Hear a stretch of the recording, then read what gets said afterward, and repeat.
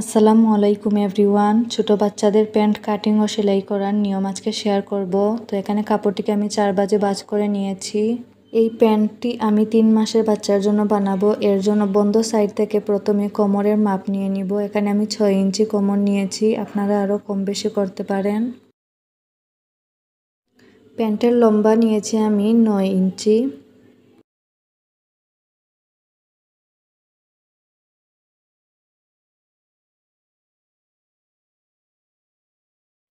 এখন বন্ধ সাইড থেকে 2.5 ইঞ্চিতে দাগ দিয়ে দিব।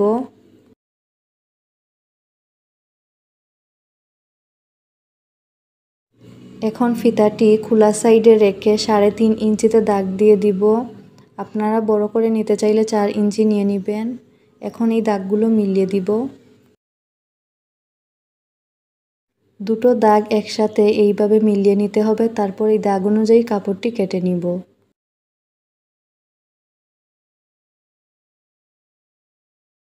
এখানে কাপড়টি উল্টো সাইডে আছে, তো প্রথমেই নিচ সেলাই করে নিব।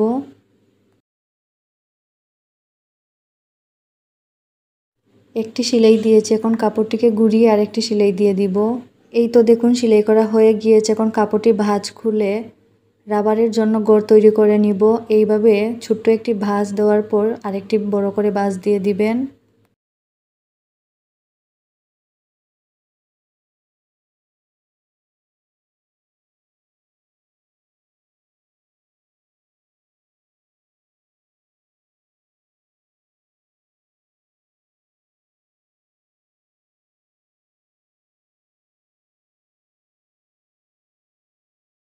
তো দেখুন একটি সাইড করে ফেলেছি, একইভাবে অন্য সাইডও করে নিব।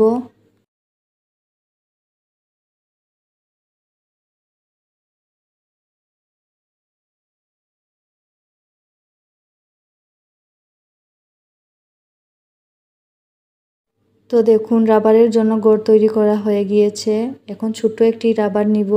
রাবারটা মাপ মতো নিয়ে নেবেন, বেশি ছোট নেবেন না। বড় হলে কোনো সমস্যা নেই, বাচ্চা ব্যথা পাবে না, কিন্তু ছোট হলে পড়তে অসুবিধা হবে। রাবারের মাপ নিতে অসুবিধা হলে বাচ্চার কোমরের ও পায়ের মাপ নিয়ে নেবেন, তাহলে আর কোনো অসুবিধা হবে না। তো এখানে আমি একটি সেফটি পিনের মাধ্যমে রাবারটি ঢুকিয়ে নিয়েছি।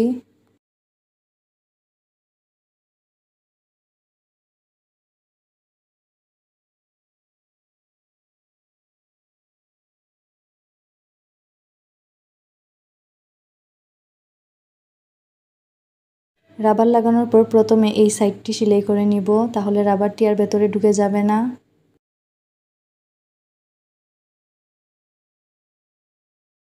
তো দেখুন রাবারটি বেশি বড়ও রাখবো না, আবার ছোটও করব না, যতটুকু লাগবে ঠিক ততটুকু রেখে সাইডে সেলাই দিয়ে দিব।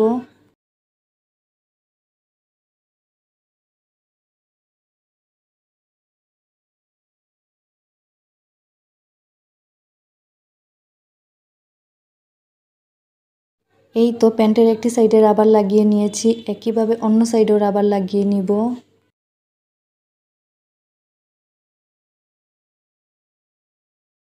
রাবার লাগানোর পর দুটো পা একসাথে রেখে সাইড সেলাই করে নিব।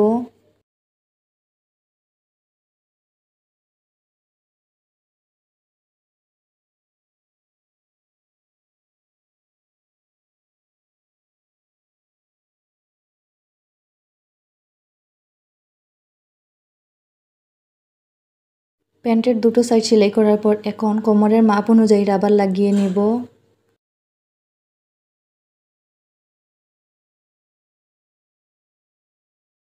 প্যান্টের উল্টো সাইডে রাবারটি রেখে এইভাবে ভাঁজ দিয়ে সেলাই করে নেবেন।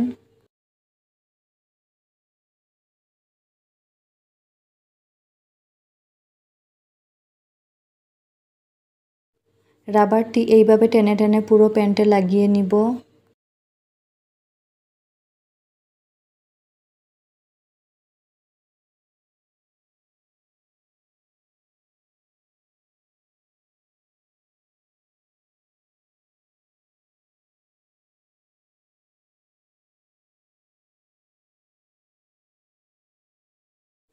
এই তো আমার রাবার লাগানো হয়ে গিয়েছে। এখন আমি মাঝে আরেকটি সেলাই দিয়ে দিব। মাঝে একটি সেলাই দিয়ে দিলে প্যান্টটি পরানোর পর আর বাজ হবে না। ভিডিওটি ভালো লাগলে অবশ্যই লাইক কমেন্ট করবেন, আর নতুন নতুন ভিডিও পেতে অবশ্যই চ্যানেলটি সাবস্ক্রাইব করে পাশে থাকবেন।